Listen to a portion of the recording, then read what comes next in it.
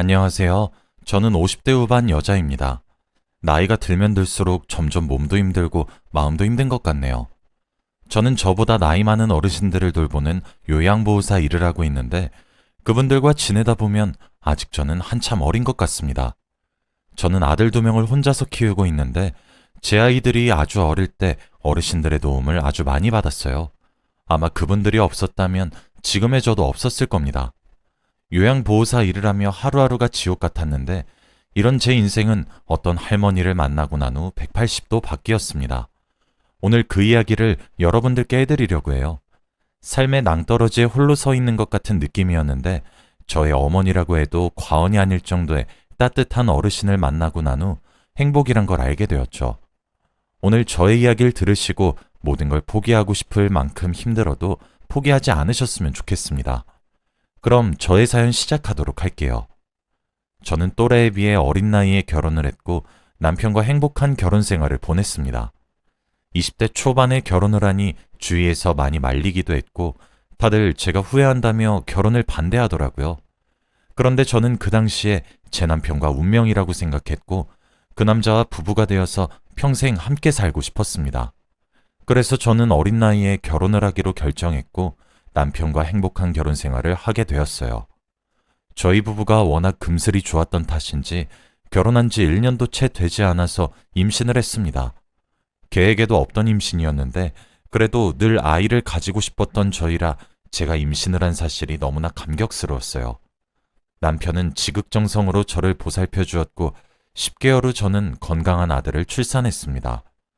첫째 아들을 낳고 얼마 지나지 않아 둘째 아들을 임신하게 되었고 남편은 돈을 벌어오는 것도 힘들지만 육아도 많이 도와주었고 임신한 저도 다정하게 보살펴 주었습니다. 남편의 보살핌 아래 건강하게 둘째 아들까지 출산했어요. 저희 가족이 순식간에 4명이 되었고 앞으로 행복한 가족이 될 것 같았습니다. 앞으로의 미래가 너무 기대가 되었고 아들을 위해서라면 무엇이든 할 수 있었어요.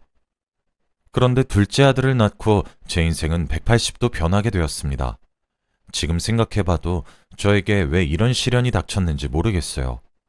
둘째 아들을 낳고 한 번도 아픈 적 없었던 남편이 갑자기 하늘나라로 가게 되었습니다. 그날은 제 인생에서 가장 불행한 날이었다고 해도 과언이 아니에요. 몇십 년이 지났지만 어제 일처럼 생생하게 기억이 납니다. 평소와 다름없이 남편과 저는 집에서 어린 2아들을 돌보고 있었는데 첫째 아들을 안고 있던 남편이 갑자기 가슴을 부여잡으며 땅바닥에 주저앉았습니다. 저는 갑자기 일어난 상황에 너무 당황스러웠고 남편에게 가니 남편은 가슴을 부여잡은 채 아무 말도 못한 채 고통스러워하고 있었고 저는 이런 적이 처음이라 너무 당황스럽고 무서워서 손을 덜덜 떨며 구급차를 불렀어요. 구급차가 올 때까지 전 남편을 끌어안으며 거의 오열하다시피 울었고 남편은 시간이 지날수록 숨도 제대로 못 쉴 정도로 고통스러워했습니다.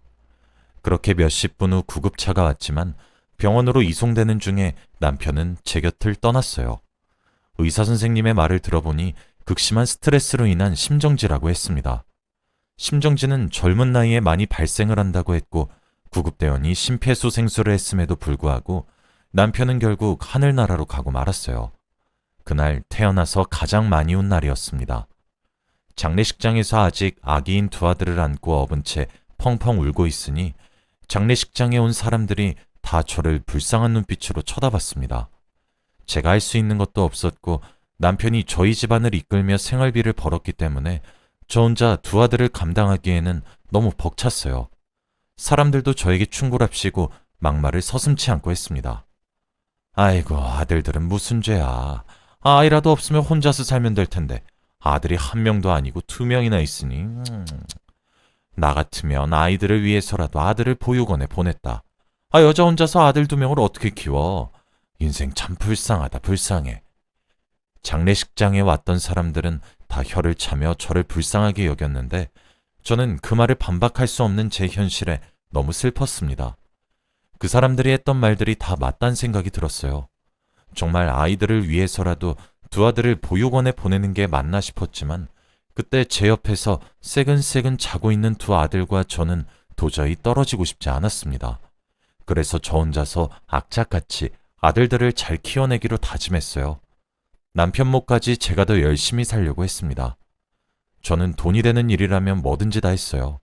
식당 설거지 일도 하고 화장실 청소 일도 하면서 돈을 조금씩 모았습니다.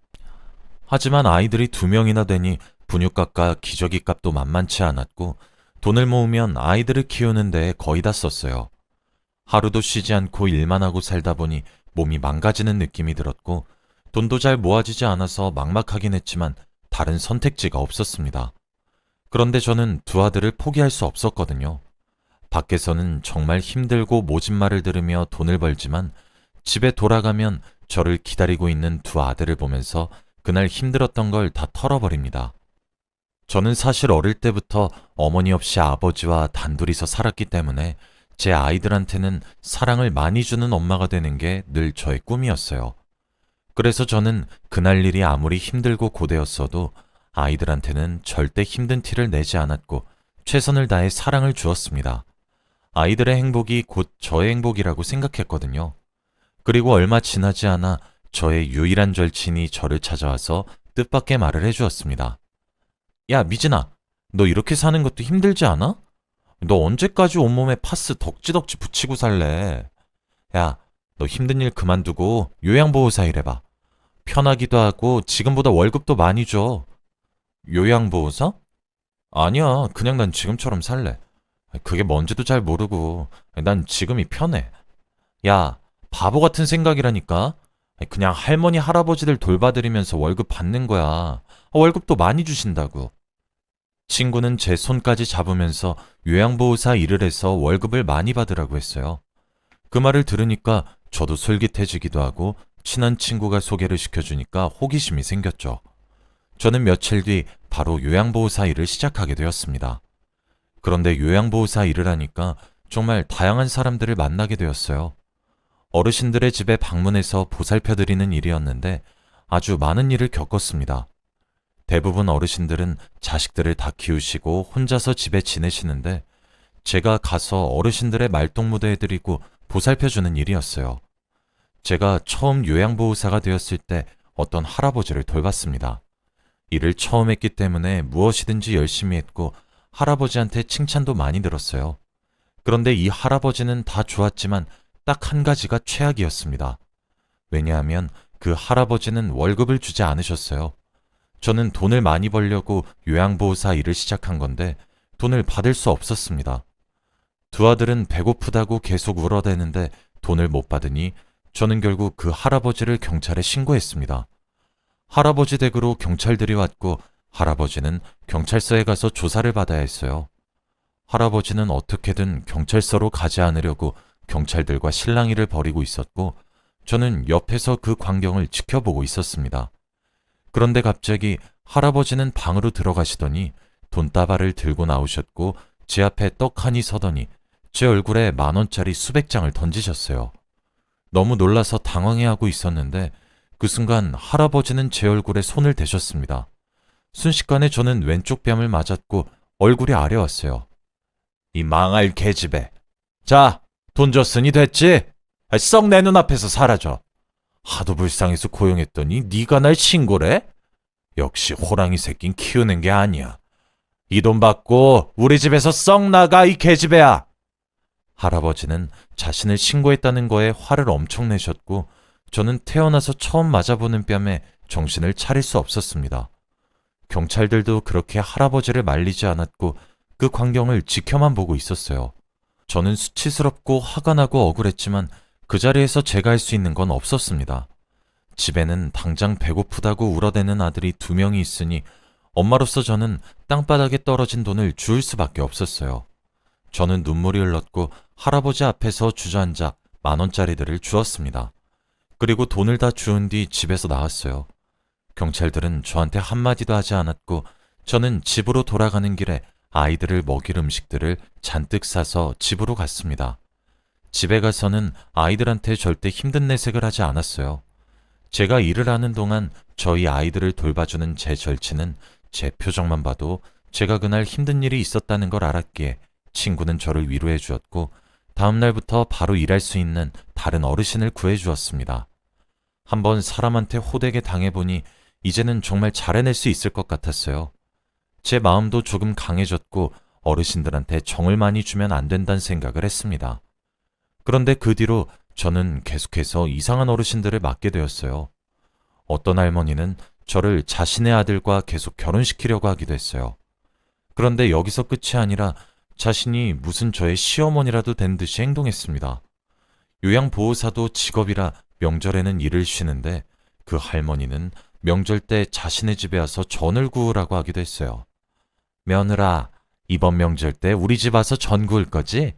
우리 아들도 온다고 했으니까 둘이 이참에 한번 잘해보거라.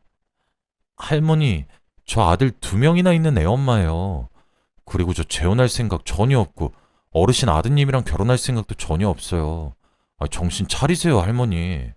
이번 명절엔 휴일이니까 명절 끝나고 올게요. 너 시어머니한테 말버릇이 그게 뭐니? 이번 명절 때 우리 집에 안 오면 너 밥줄 끊길 줄 알아. 너 자를 거라고. 그런데 여기서 끝이 아닙니다.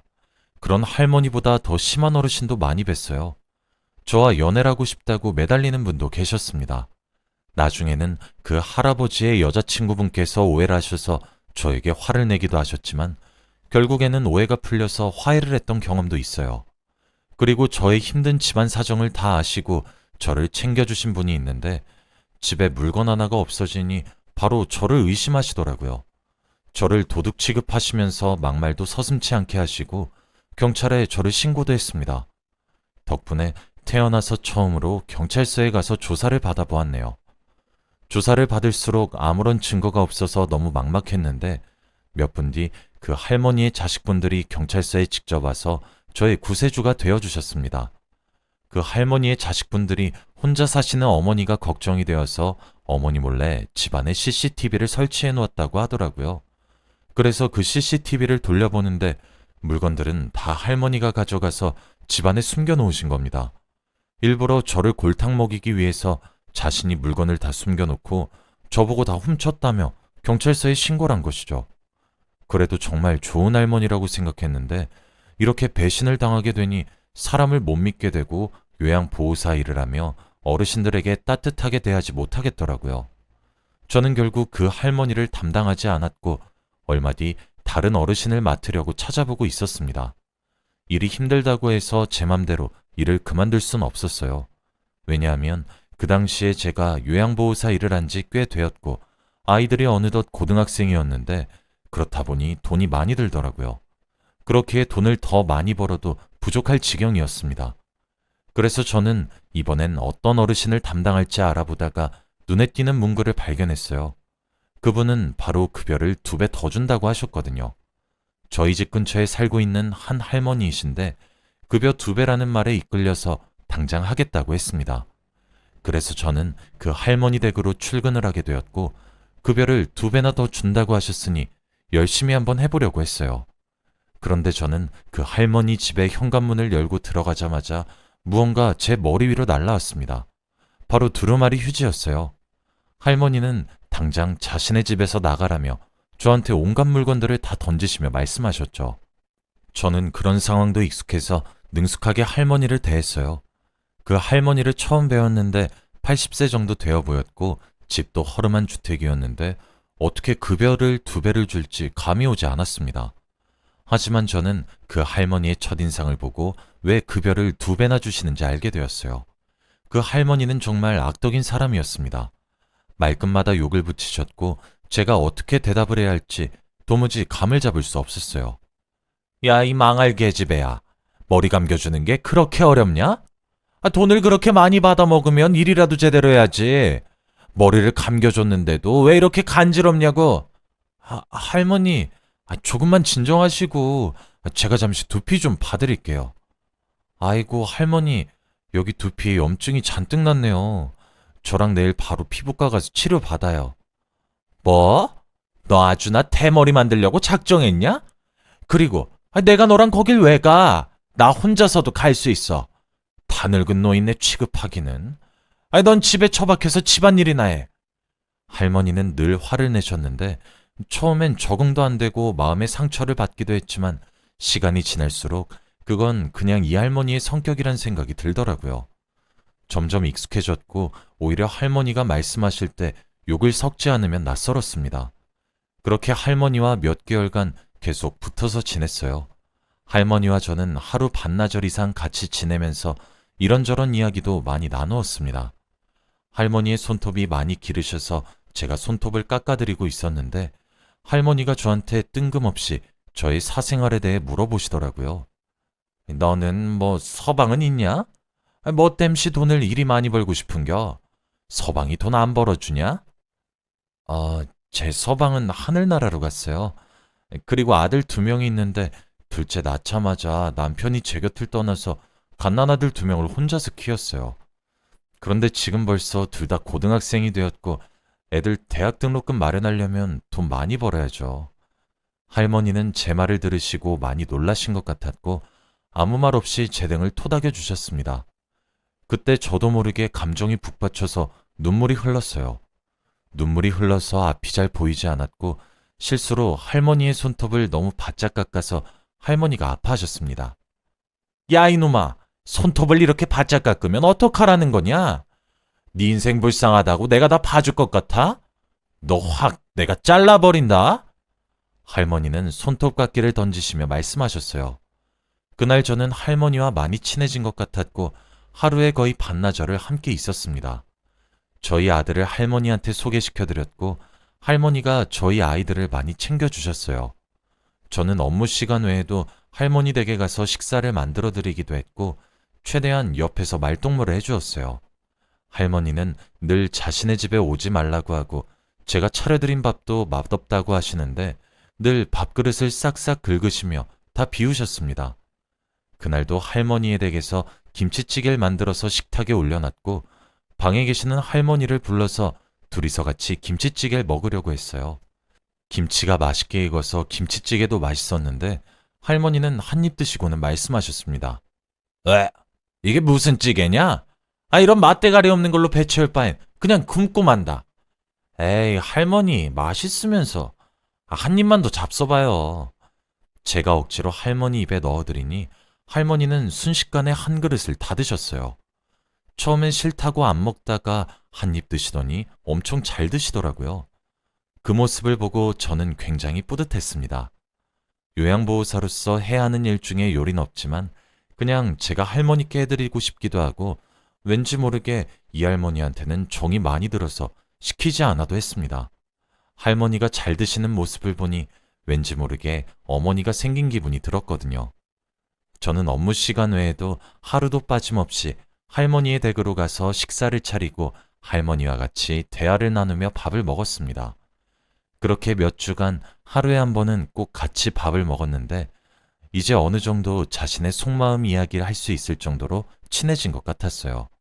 그래서 저는 아무런 생각 없이 할머니께 여쭤보았습니다. 할머니, 근데 왜 할머니는 급여를 2배나 주세요? 다른 어르신들에 비해서 보살펴드리는 게 더 수월한데요? 아이고, 별게 다 궁금하다. 내가 지금 나이가 몇인데 살 날이 얼마 안 남았으니까 그렇지. 내 평생 자식들 먹여 살린다고 돈만 벌고 다녔는데 이젠 좀 쓰고 죽어야지. 살 날이 얼마 안 남았다고요? 할머니, 혹시 어디 아프세요? 네가 알아서 뭐하게. 네가 내 자식이여. 확 잘라버리기 전에 입 닫아. 할머니는 왠지 모르게 저한테 비밀이 생긴 것 같았고 저는 할머니가 걱정이 되었습니다. 늘 화를 내시고 밥도 잘 드셔서 건강하신 줄 알았는데 갑자기 살 날이 얼마 안 남았다고 하시니까 두려웠어요. 할머니는 죽기 전에 남은 건 다 뿌리고 갈 거란 말씀을 하셨고 저는 할머니가 이 세상을 떠날 때까지 꼭 옆에 붙어 있고 싶었습니다. 그렇게 다짐을 했던 게 어느덧 2년이나 흘러버리고 말았네요.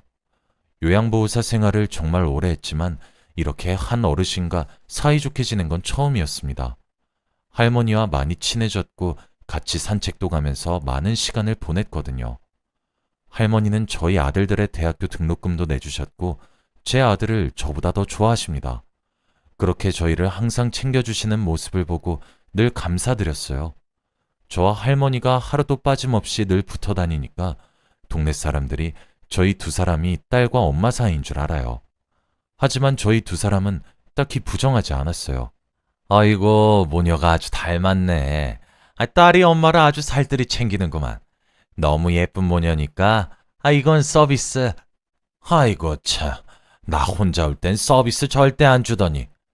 우리 딸 예쁘죠? 다음에 또 올게. 할머니는 사람들한테 제가 딸이 아니라는 걸 부정할 줄 알았는데 오히려 잇몸이 만개해서는 시장을 누볐습니다. 저는 어렸을 때부터 어머니 없이 살았기 때문에 태어나서 처음으로 어머니를 만난 기분이 들었어요. 저는 할머니의 딸로 불리는 게 좋았고 일을 하는 내내 너무 즐거웠습니다. 아이들이 다 대학교를 가버려서 저 혼자 집에서 지냈는데 혼자 있기 심심할 때면 늘 할머니 집에 있었습니다. 할머니와 몇 년간 붙어 있다 보니 서로 눈빛만 봐도 무슨 생각을 하고 있는지 다 알아요. 그날도 여느 때와 다름없이 할머니 집에 있었는데 갑자기 누군가 찾아왔습니다. 현관문 초인종을 누르지도 않고 냅다 비밀번호를 누르고 들어왔고 저는 너무 놀라서 할머니를 지켜야겠다는 생각에 냅다 할머니 앞을 가로막았어요. 그 사람은 덩치가 큰 남자였는데 할머니한테 막말을 하며 당장 따라오라고 화를 내더라고요. 하지만 저는 할머니 앞에서 절대 물러서지 않았습니다. 넌 뭐야? 당장 절에 안 가? 저 노인네랑 할 말 있어서 왔다고. 할머니랑 얘기할 게 있으면 저랑 하세요. 경찰에 신고할 거예요? 저는 그 남자를 막았지만 제가 이길 수 있겠나요? 그 남자는 저를 밀었고 저는 거의 날아갔습니다. 그런데 제가 밀쳐지면서 선반에 부딪혀서 선반에 있던 후라이팬이 떨어지려고 했어요. 저는 전혀 눈치채지 못했는데 그때 갑자기 제 앞으로 할머니가 뛰어오시더니 저 대신 후라이팬을 맞았습니다. 머리에 맞으셨는데 할머니는 머리에 후라이팬을 정통으로 맞으시고 바로 기절을 하셨습니다. 그 남자는 무언가 잘못되었다는 걸 직감했는지 욕을 하며 집을 뛰쳐나갔고 저는 바로 119에 전화를 해서 할머니를 병원으로 모셨습니다.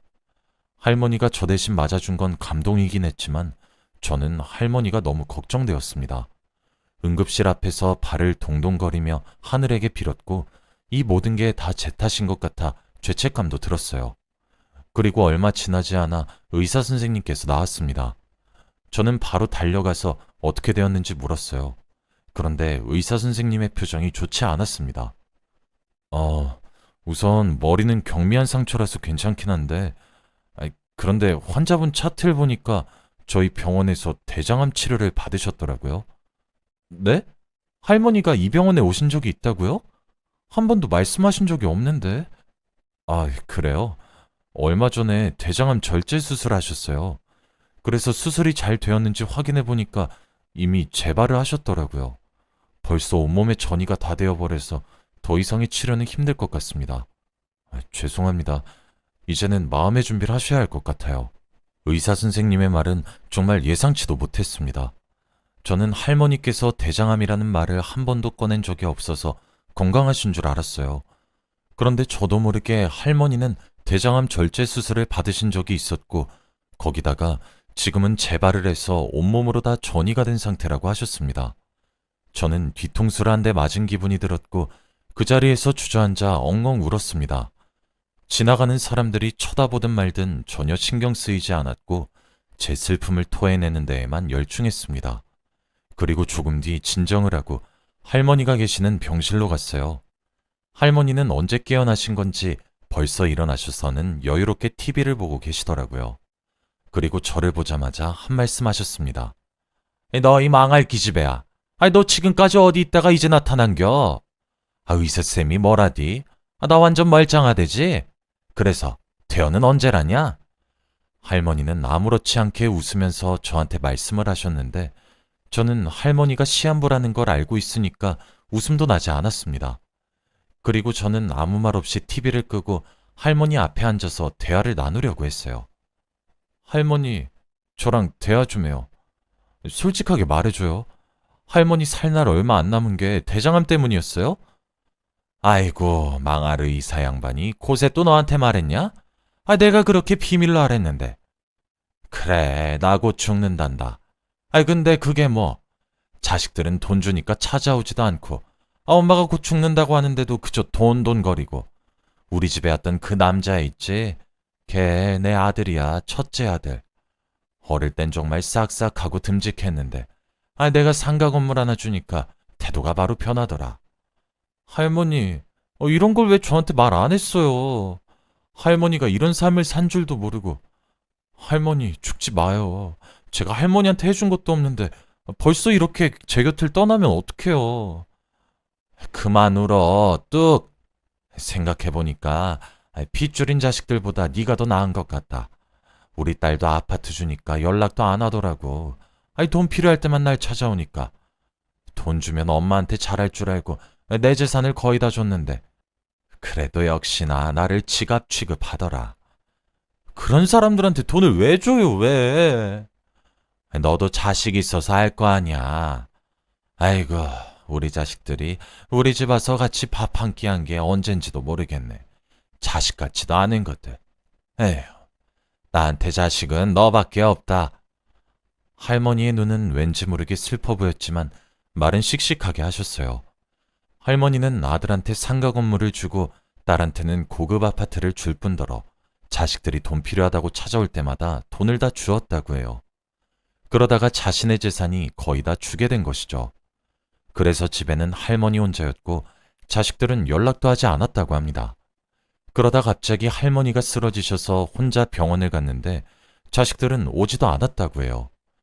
의사 선생님께서 대장암 말기라고 자식들한테 다 설명했는데도 걱정 한마디 하지 않았고 그저 돈돈거리기 바빴다고 합니다. 엄마 보험 들어놓은 거 있지? 마지막까지 엄마 노릇하려면 보험금 나랑 동생한테 다 주고 가? 이런 말을 하며 자신의 어머니가 아프다는데 전혀 슬퍼하지 않았다고 해요. 자신이 당연히 죽을 거라고 생각하는 딸과 아들의 모습이 너무 괘씸해서 복수를 하기 위해 그때 암 절제 수술을 받고 최선을 다해서 항암 치료를 받고 완치를 한 줄 알았다고 합니다. 자식들은 항암 치료를 받고 어머니가 살았음에도 불구하고 아쉬워했다고 했고 할머니는 그때 자식들에게 엄청난 배신감을 느꼈다고 합니다. 그래서 자식들의 연락도 다 끊고 혼자서 새 집을 구해 다시 살기 시작했다고 해요. 결국 자신이 돈 때문에 이렇게 배신을 하니 할머니는 사람을 못 믿게 되었죠. 그런데 그때 제가 할머니의 요양보호사로 임명이 된 겁니다. 제가 할머니를 보살핌과 동시에 할머니는 이미 암이 재발이 되어서 온몸에 전이 중이었다고 해요. 자신이 하늘나라로 가기 전에 사람한테 정도 안 붙이고 배신당하기도 싫어서 일부러 저한테 못되게 대했다고 합니다. 그런데 저의 진심을 알게 되니 마음을 조금씩 열었다고 해요. 그런데 몇 년간 자식들을 보지 않고 연락도 하지 않고 살았는데 얼마 전 아드님이 어떻게 집 주소를 찾았는지 막무가내로 들어온 것이었어요. 저는 할머니의 모든 이야기를 다 듣고 오열을 했습니다. 이런 슬픈 사연이 있는 줄은 꿈에도 몰랐어요. 그리고 저는 할머니의 자식들한테 너무 화가 났고 이대로 할머니가 돌아가신다면 그들이 원했던 대로 할머니의 사망보험금을 다 가지게 되니까 그것도 너무 괘씸했습니다. 제가 할머니 옆에서 오열을 하고 있었는데 할머니가 제 손을 잡으셨어요. 미선아, 울지 말거라. 2년 동안 내 성질머리 때문에 힘들었을 텐데 화도 안 내고 안 그만두고 날 보살펴줘서 고맙구나. 정말 내 딸이랑 같이 사는 기분이었어. 마음 같아서는 미선이 너를 우리 딸로 삼고 싶구나. 태어나서 먹은 김치찌개 중에서 미선이가 해준 김치찌개가 제일 맛있었어. 할머니, 얼른 다시 나와서 김치찌개 같이 해 먹어요. 제가 김치찌개 맛있게 해드릴게요. 원래 요양보호사가 밥도 안 해도 되고 청소도 안 해도 되는데 묵묵히 해준 거 다 안다. 정말 고마워. 미선이 네가 없었다면 정말 힘들었을 거다. 이제 요양보호사 일은 그만두고 하고 싶은 일 하면서 살 거라. 할머니가 저한테 이렇게 따뜻하게 말씀을 해주신 적은 처음이었어요. 저는 처음에는 단순히 돈을 2배나 더 준다고 하길래 할머니의 담당 요양보호사가 되기로 한 건데 할머니와 이렇게 깊은 인연이 될 줄은 꿈에도 몰랐습니다. 할머니는 암이 이미 온몸에 전이가 된 상태라 시간이 지날수록 힘이 더 없으셨어요. 늘 저한테 욕하시고 화내던 모습이 사라지니까 마음이 너무 아팠고 할머니는 점점 말라갔습니다. 저는 하루도 빠지지 않고 할머니의 병원으로 가서 할머니의 곁을 지켰어요. 혹시라도 또 자식들이 와서 난동을 피울까봐 걱정이 되기도 했고 할머니 옆에서 조금이라도 더 있고 싶었거든요. 할머니는 시간이 지날수록 손을 드는 것도 힘들었고 대화도 못 하셨습니다. 나중에는 거의 저 혼자만 말을 하는 수준이었죠. 병원 의사 선생님도 할머니가 일주일도 안 남았단 말을 하셨고 저는 하루하루를 눈물을 흘리며 밤을 지새웠습니다. 그렇게 할머니는 일주일 후 하늘나라로 가셨어요. 저는 세상이 떠나가라 울었고 할머니 없이 이제 삶을 살 수 없을 것 같았어요. 그리고 왜 할머니가 돌아가셔야 하는 건지 너무 억울했습니다. 사랑하던 남편부터 좋아했던 할머니까지 제 옆에 있는 사람들이 다 저를 떠나가니까 스스로한테 화가 나더라고요. 그렇게 할머니의 장례식을 하는데 장례식을 하고 이틀 뒤 할머니의 자식들이 왔습니다. 얼굴은 전혀 슬퍼 보이지도 않았고 명품백에 명품 신발까지 신고 화장도 많이 했더라고요. 누가 보면 결혼식장을 가는 것 같았습니다. 상주 자리에 있어야 하는 건 그들인데 상주 자리에 있는 저를 보고 그저 목인사만 했고 할머니의 사진 앞에선 절도 하지 않았습니다. 할머니의 영정 사진을 보더니 그냥 말이 없었고 저한테 다가와서 한마디 하더라고요. 저기요, 여기 변호사 같은 사람 안 왔어요? 빨리 보험금 받아서 가방 사야 하는데. 그쪽 변호사 연락처 몰라요? 우리 엄마 요양보호사였다면서요. 야, 저 여자 싸가지 진짜 없어. 말 섞지 말고 그냥 우리가 변호사 찾아가는 게 더 빨라. 엄마 집에 가서 뒤져보자. 두 사람은 갑자기 장례식장에서 나가서 할머니의 집에 가려고 했고 저는 두 사람을 뜯어 말렸습니다. 그런데 저는 두 사람의 힘을 이길 수 없었고 그들이 저를 밀치고 가려고 하는데 그때 누군가 장례식장에 들어왔어요. 송미선 씨가 누구신가요? 네, 전데요. 누구세요? 안녕하세요. 저는 박춘자 할머님 전담 변호사입니다. 상속 문제로 왔어요. 할머니의 전담 변호사라는 말에 자식들의 두 눈이 휘둥그레졌고 다들 변호사한테 철썩 달라붙어서 말했습니다. 어머, 변호사님. 제가 박춘자 할머니 따님 되는 사람인데 저희 엄마 사망보험금이랑 상속 다 자식들한테 남겼죠? 그럼 저희랑 대화를 하셔야죠. 그런데 변호사님은 자식들의 팔을 뿌리치셨고 저와 대화를 하고 싶어 하셨습니다. 저는 장례식장에서 사람이 없는 곳으로 갔고 할머니의 자식들은 어떻게든 따라오겠다고 난리를 피워서 결국 4명이서 같이 한 테이블에 앉아 이야기를 했어요. 변호사님은 가방에서 여러 서류들을 꺼냈고 테이블에 놓은 후 저한테 말씀하셨습니다. 박춘자 씨가 돌아가시기 전에 저한테 남겨놓으신 게 있어요. 우선 이건 박춘자 씨의 유언장이고요. 읽어보시고 송미선 씨가 사인하시면 됩니다. 제가 유언장을 읽기 전에 할머니의 자식들이 유언장을 먼저 가로채서 읽었어요. 그런데 그 유언장 속에는 아주 놀라운 말들이 쓰여 있었습니다. 나한테 핏줄보다 더 핏줄 같았던 미선아, 너랑 알게 된 지 2년이나 되었는데 편지를 처음 써보는구나. 그동안 내 성격 때문에 힘들었지? 내가 해줄 수 있는 게 이것밖에 없어서 미안하구나. 소박하지만 꼭 미선이 네가 받아주면 좋겠다. 가진 건 별로 없지만 내가 살던 집과 주식으로 가지고 있던 돈들을 다 너한테 상속하마. 그리고 네가 예전부터 꿈에 그리던 시골에 집을 하나 사두었어. 이제 요양사 그만하고 자식들이랑 내려가서 행복하게 살거라. 나의 모든 재산은 송미선한테 다 상속한다. 할머니의 아들은 유언장을 다 듣고 화가 났는지 자리에서 일어나 유언장을 마구 찢었습니다. 하지만 그건 이미 복사본이었고 변호사는 이런 상황이 익숙한 건지 개의치 않았습니다. 저는 아무것도 하지 않았는데 할머니의 재산을 상속받게 되었고 이게 꿈인지 현실인지 믿기지 않았고 제가 과연 이 돈을 받아도 되는지 두려웠습니다. 제가 상속 서류에 사인을 하려고 하니 할머니의 자식분들이 자리에서 일어나면서 화를 냈습니다. 이건 말도 안 돼. 저 계집애랑 우리 엄마는 피 한 방울도 안 섞였는데 왜 제가 상속을 받아? 야, 너 우리 엄마한테 무슨 협박을 했길래 우리 엄마가 너한테 상속을 해? 너 경찰에 신고하기 전에 똑바로 말해. 신고하셔도 아무런 지장 없으세요. 그리고 핏줄이라고 다 가족인가요? 박춘자 씨 아프실 때 한 번이라도 찾아간 적 있으세요? 변호사 양반이 참 말이 거치네. 우리 엄마는 우리가 알아. 우리 엄마는 절대 자식들 배신 안 한다고. 그리고 우리가 가기 싫어서 안 갔냐? 바빠서 못 갔지. 저는 그 사람들이 뭐라고 하든 말든 서류를 읽어보며 사인을 했어요. 그렇게 몇 장의 서류를 다 사인한 다음 변호사님은 그 서류를 다 챙겨갔습니다. 송미선 씨, 가까운 시일 내에 상속금이 전달될 거예요. 그렇게 변호사님은 장례식장을 빠져나갔고 저한테 막말하는 할머니의 자식들은 병원 경호원을 불러내어 쫓아내었습니다. 나중에 변호사한테 들어보니 할머니의 자식들은 자기를 버리고 외면했는데 피도 안 섞인 요양보호사가 자식들보다 더 잘해주고 아껴줘서 고맙다고 했다고 합니다. 제가 뭘 했다고 이렇게 큰 선물을 남겨주고 가신 건지 제가 이걸 받아도 되는지 잘 모르겠더라고요. 저는 할머니의 장례식이 다 끝나고 나서 할머니가 저에게 주신 시골집으로 이사를 갔어요. 아들들도 다 그곳으로 와서 저와 함께 살기 시작했습니다. 예전에 저 혼자서 갓난 아들이었던 2명을 키웠던 게 엊그제 같은데 몇십 년이 지난 지금은 이렇게 행복하고 여유롭게 살고 있어요. 요양보호사가 되어서 그때 그 할머니를 뵙지 않았다면 제가 이런 삶을 살고 있을까요? 저의 생명의 은인은 욕쟁이 할머니가 아닐까 싶습니다.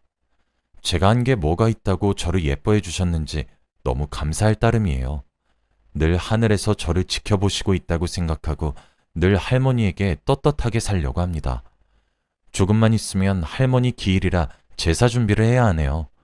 이렇게 할머니와의 추억을 여러분들에게 써내려가니까 오늘따라 할머니가 많이 보고 싶어요. 오늘 밤은 제 꿈에 나오셨으면 좋겠습니다. 여러분들도 생명의 은인이라고 생각하는 사람이 있으신가요? 만약 그런 사람이 있다면 그분이 살아계실 때 해주고 싶은 건 다 해주세요. 저는 지금 할머니가 계시지 않는 게 너무 슬픕니다. 저의 이야기는 여기까지입니다.